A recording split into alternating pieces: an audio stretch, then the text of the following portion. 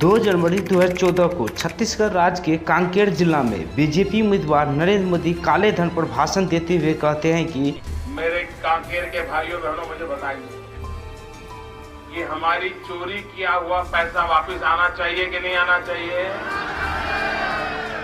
ये काला धन वापस आना चाहिए? ये चोर लुटेरों से एक एक रुपया वापस लेना चाहिए?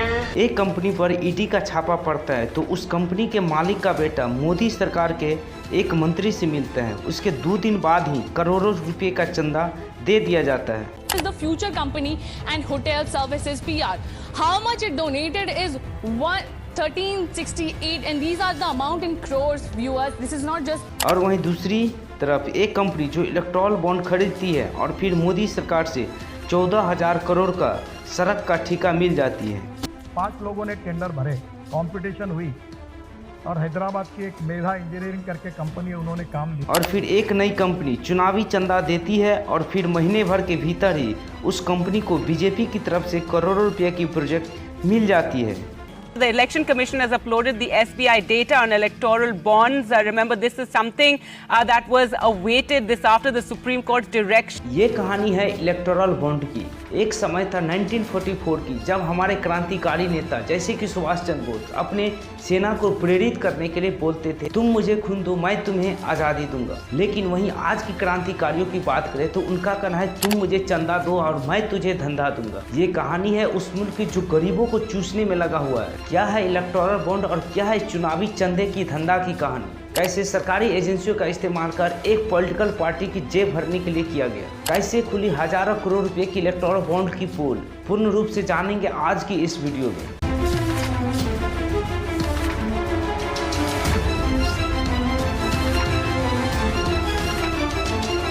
नमस्कार दोस्तों, मैं हूं रुपेश ठाकुर और इस कलयुग कांड को समझने से पहले सबसे पहले समझ लेते हैं कि ये इलेक्टोरल बॉन्ड होता क्या है। बहुत ही सुचारू ढंग से समझो तो ये इलेक्टोरल बॉन्ड एक तरह का चालान है। जिस कंपनी को या किसी पार्टी का फंड देना है तो वह स्टेट बैंक ऑफ इंडिया यानी एसबीआई के पास जाएगा और ये चालान खरीदेगा। मतलब एसबीआई से ये इलेक्टोरल बॉन्ड खरीदेगा और किसी भी पार्टी को गुप्त रूप से दान कर देगा। अब इस इलेक्टोरल बॉन्ड को पार्टी बैंक जाकर चंदा ले सकते हैं और अब इस इलेक्टोरल बॉन्ड पर यह नहीं लिखा होता है कि किसने खरीदा है और ये भी नहीं लिखा होता है कि किस पार्टी या किस उद्योगपति ने चंदा दिया। यह स्कीम नरेंद्र मोदी के द्वारा साल 2018 में चला गया था। अब कुछ लोग सवाल उठाने लगे कि ऐसा तो कोई लोग भी इलेक्टोरल बॉन्ड खरीदेगी और सत्ताधारी पार्टी के साथ जाएगी, चालान जमा करेगी और अपना मुनाफा या जो भी लाभ होगा वह उठा लेगी। कोई कंपनी ऐसे ही नहीं 1,000 करोड़ की दान में देगी, उससे 10,000 करोड़ का धंधा भी निकालेगी। इस प्रकार से मानो इलेक्टोरल बॉन्ड एक लीगल या मानो नेताओं के द्वारा करप्शन एक कानूनी तरीक़ों में करना चालू कर दिया। कुछ प्राइवेट मीडिया ने इस स्कीम पर आवाज़ भी उठाए थे और इस मामले को लेकर सुप्रीम कोर्ट भी पहुंचे थे। उसी में सुप्रीम कोर्ट ने 14 फरवरी 2024 के दिन एक असंवैधानिक फैसला सुनाए थे, जिसमें सुप्रीम कोर्ट बोले थे इलेक्टोरल बॉन्ड को एक असंवैधानिक करार दिया जाए। सुप्रीम कोर्ट का कहना था ये इलेक्टोरल बॉन्ड देश के नागरिकों के लिए राइट टू इन्फॉर्मेशन का सीधा उल्लंघन है। किसी पॉलिटिकल पार्टी को कहां से फंडिंग मिल रहा है और कौन कौन से पार्टिकुलर कंपनी उस पार्टी को फंडिंग दे रहा है, ये जो वोटर वोट डालते हैं उसका जानना एक मूल अधिकार बनता है। अंततः सुप्रीम कोर्ट ने स्टेट बैंक ऑफ इंडिया को जितने भी राजनीतिक पार्टियों को मिली चंदा या इलेक्टोरल बॉन्ड की जानकारी देने का आदेश सुना दिया। एसबीआई को सुप्रीम कोर्ट ने कहा कि एसबीआई चुनाव आयोग को जानकारी मुहैया कराएगा और चुनाव आयोग इस जानकारी को 31 मार्च तक अपनी वेबसाइट पर प्रकाशित करेगा। लेकिन समय तारीख आने से पहले ही एसबीआई सुप्रीम कोर्ट के पास पहुंच जाती है और एसबीआई सुप्रीम कोर्ट को बोलते हैं इलेक्टोरल बॉन्ड की जानकारी 2 महीने बढ़ाकर 30 जून कर दिया जाए, क्योंकि डाटा को मिलाने में बहुत समय लग सकता है। एसबीआई ने पूरा बेशर्मी के साथ अपना जोर लगा दिया कि कैसे भी करके 2024 का लोकसभा चुनाव निकल जाए, ताकि जो खेल भाजपा, ईडी और प्राइवेट कंपनियों ने रचा था वो चुनावों से पहले बाहर न आए। लेकिन 11 मार्च 2024 को सुप्रीम कोर्ट ने एसबीआई की अपील खारिज कर दिया और सख्ती से कहा कि एसबीआई को 2 मार्च तक बॉन्ड से पूरी जानकारी को जारी करना है और एसबीआई से कहा सिर्फ फाइल की सील तोड़कर पूरी डाटा को निकालनी थी। फिर ये बहानाबाजी क्यों कर रही है? सुप्रीम कोर्ट की लाठी खाने के बाद अंततः 12 मार्च को इलेक्टोरल बॉन्ड से जुड़ी जानकारी को देने के लिए निर्वाचन आयोग को आदेश दिया और एसबीआई को चेतावनी दी कि इसके निर्देशों और समय सीमा को पालन करने में यदि वह नाकाम रहता है तो वह जानबूझकर अवज्ञा करने को लेकर अदालत उसके खिलाफ कार्रवाई कर सकती है। और फाइनली चुनाव आयोग ने 14 मार्च को इलेक्टोरल बॉन्ड का डेटा अपनी वेबसाइट पर जारी कर दिया, जिसमें वेबसाइट पर 763 पेजों की 2 लिस्ट अपलोड की गई है। एक लिस्ट में ब्रांड खरीदने वालों की जानकारी है, दूसरे में राजनीतिक दलों को मिले ब्रांड की डिटेल। 2024 के चुनाव से पहले जिस खबर की सबसे ज्यादा चर्चा थी वो थे इलेक्टोरल बॉन्ड। जिस डेटा की सबसे ज्यादा चर्चा थी वो डेटा चुनाव आयोग ने अब सार्वजनिक कर दिया है। इतना सब कुछ होने के बाद फिर एसबीआई ने यहाँ चालाकी कर दी, चुनावी बॉन्ड का यहाँ सीरियल नंबर नहीं बताया। अगर दिया होता तो ये पता चल जाता कि किस पार्टी को चंदा दिया गया और कौन सा कंपनी पार्टिकुलर पार्टी को कितना चंदा दी। अगर इतना पता चल जाता तो ये भी पता चल जाता कि पर्दे के पीछे कितना और किसका हाथ है। तब पर भी आप झूठी सबूतों से ये अनुमान लगा सकते हैं कि किस पार्टी को सबसे ज़्यादा चंदा मिला और कौन से कंपनी इसमें सबसे ज़्यादा चंदा दी। सबसे पहले पार्टी वाइज समझ लेते हैं कि किस कंपनी को सबसे ज़्यादा चंदा मिला। निर्वाचन आयोग की वेबसाइट के अनुसार सबसे ज़्यादा चंदा बीजेपी पार्टी को मिला। इसमें अप्रैल 2019 से 2024 तक 6061 करोड़ चंदा मिला बीजेपी को, जो पूरी चंदा का 47% होता है। दूसरी तरफ ममता बनर्जी का पार्टी यानी टीएमसी को मिला। टीएमसी को टोटल 1610 करोड़ का चंदा मिला, जो कि कुल चुनावी बॉन्ड का 12.60% होता है। वहीं कांग्रेस की पार्टी का बात करें तो वह चंदे के मामले में तीसरे नंबर पर है, जहां भाजपा को 6061 करोड़ का चंदा मिला, वहीं कांग्रेस को 1422 करोड़ का चंदा मिला, यानी कुल चंदे का मात्र 11% होता है। चौथे नंबर पर तेलंगाना की बीआरएस पार्टी यानी भारत राष्ट्र समिति पार्टी। बीआरएस के पार्टी चंद्रशेखर राव, जो कि तेलंगाना के मुख्यमंत्री भी हैं, और इस पार्टी को 1215 करोड़ का चंदा मिला। 5वें नंबर पर है बीजेडी पार्टी यानी बीजू जनता पार्टी, उसे 714 करोड़ का चंदा मिला। उसके बाद 39 पार्टी ऐसे है जिसको 50 करोड़ से कम चंदा मिले। उसमें सबसे ज्यादा जाने माने पार्टी जो कि आम आदमी पार्टी, जो कि केजरीवाल के हैं, उसको 65 करोड़ का चंदा मिला।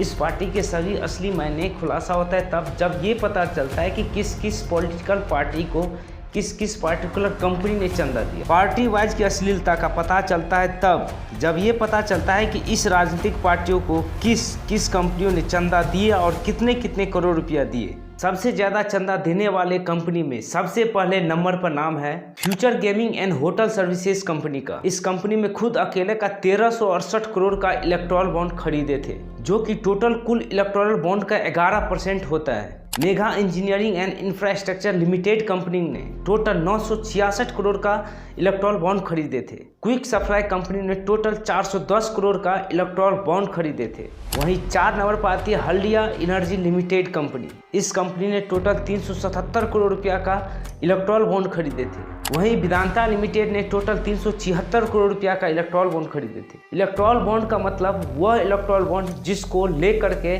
कोई पार्टिकुलर कंपनी किसी राजनीतिक पार्टी को अपना चंदा दान में दिए थे। ये टॉप इलेक्टोरल बॉन्ड खरीदने वाले कंपनी है और ऐसे भी बहुत सारे ऐसे इलेक्टोरल बॉन्ड खरीदने वाले कंपनी है, जिसमें कुल 35 कंपनियों ने चुनावी बॉन्ड के नाम पर चंदा दिए थे।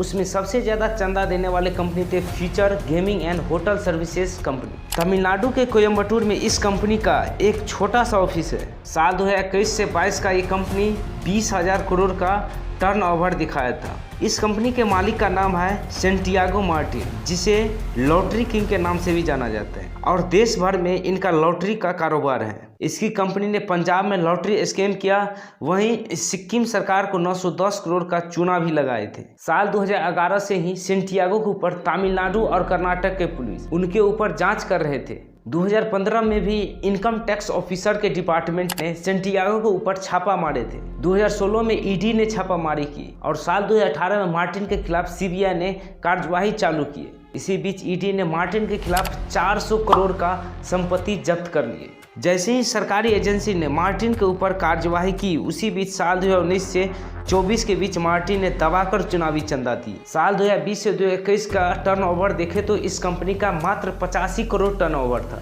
लेकिन कमाल की बात यह है कि 85 करोड़ वाले कंपनी ने 150 करोड़ का चुनावी चंदा दिए थे, यानी वह कंपनी 150 करोड़ का इलेक्टोरल बॉन्ड खरीदे थे। और अगले साल भी इस कंपनी का मुनाफा मात्र 84 करोड़ था, लेकिन उस साल भी इस कंपनी ने 544 करोड़ का चंदा दिए थे, मतलब इलेक्टोरल बॉन्ड खरीदे थे। 2024 में भी यह फ्यूचर गेमिंग कंपनी ने 344 करोड़ रुपया का चंदा दिए थे। मार्टिन के बारे में पहले और एक दिलचस्पी कहानी है। फ्यूचर गेमिंग कंपनी के मालिक का बेटा जॉर्ज चार्ल्स मार्टिन 2015 में बीजेपी में शामिल होते हैं। फिर 2 अप्रैल 2023 को जॉर्ज चार्ल्स मार्टिन वित्त मंत्री निर्मला सीतारामन से मिलता है और 5 करोड़ जॉब और वंचितों को आजीविका देने का पोस्ट करता है। और सिर्फ 3 दिन के बाद ही इस फ्यूचर गेमिंग कंपनी करोड़ों रुपये की इलेक्टोरल बॉन्ड को खरीदती है। अब आप इस बात से अंदाज़ा लगा सकते हैं कि यह एक करप्शन है या और कुछ भी है, और इस बदले में कोई पार्टी किसी कंपनी को क्या धंधा दिया होगा। अगर आप इस पार्टी के अंधभक्त हो तो आपको स्वरूपी सत्यनारायण भगवान का प्रसाद लगेगा। दूसरे नंबर पर चंदा देने वाली कंपनी में नाम है mega engineering and infrastructure limited company. यह एक हैदराबाद की कंपनी है। इस कंपनी ने 946 करोड़ की चुनावी बॉन्ड खरीदी थी। अप्रैल 2023 में इस कंपनी ने 123 करोड़ का चुनावी बॉन्ड खरीदे थे। उसके कुछ दिन बाद ही 14,400 करोड़ की थाने बोरवेल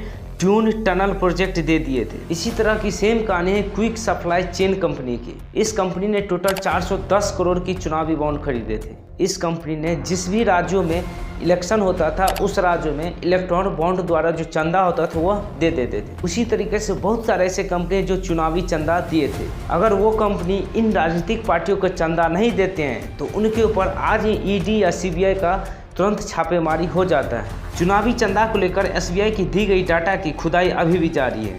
कितने हजार करोड़ की भ्रष्टाचार हुआ और कैसे हुआ और कौन से कंपनी ने किया, ये तो शायद ही कभी बाहर आएगा। लेकिन जब तक भाजपा सरकार है और जिसके हाथ में ईडी और सीबीआई है तो शायद ही ये जानकारी कभी बाहर हो पाएगा। इलेक्टोरल बॉन्ड ने बीजेपी को रातों रात करोड़पति बना दिया। जब नरेंद्र मोदी प्रधानमंत्री नहीं थे, मतलब 2013-14 में, अपना इलेक्टोरल बॉन्ड का जो चंदा था वह 170 करोड़ बताए थे। लेकिन साल 2017 की कमाई अगर देखा जाए तो वह 1027 करोड़ हो गया। फिर एक साल के बाद यह आंकड़ा बढ़ के 2410 करोड़ पर चले जाते हैं। फिर ये अगले साल बढ़ के 3610 करोड़ रुपया हो जाता है। पैसा कहाँ से आ रहा है ये नहीं पता, पैसा किसको जा रहा है ये भी नहीं पता, पैसा कौन कंपनी दे रहा है और किसको दे रहा है ये भी नहीं पता चल रहा है, और चुनावी चंदा देने वाली कंपनी का क्या नाम है, पूरा डिटेल्स ये भी नहीं पता चल पा रहा। इन्हीं पैसे के दम पर नरेंद्र मोदी ने साल 2019 का चुनाव लड़े। आज तक का सबसे महंगा इलेक्शन साल 2019 का रहा, जिसमें 100 करोड़ लगभग खर्चा हुआ था, और उसमें हर वोटर की कीमत अगर देखा जाए तो वो 700 रुपया के लगभग होता है। तो दोस्तों आप लोग को ये बता दें कि ये लोग आपका ही पैसा से ये लोग करोड़पति कहा रहे हैं, और जो गरीब है उसको चूसने के पीछे हमेशा लगे रहते हैं। बाकी आप क्या राय है, तुम मुझे चंदा दो और मैं तुझे धंधा दूंगा स्कीम पर, कमेंट सेक्शन में जरूर बताइएगा। मिलते हैं कोई अगले वीडियो में नए अंदाज के साथ, तब तक के लिए जय हिंद दोस्तों, वंदे मातरम।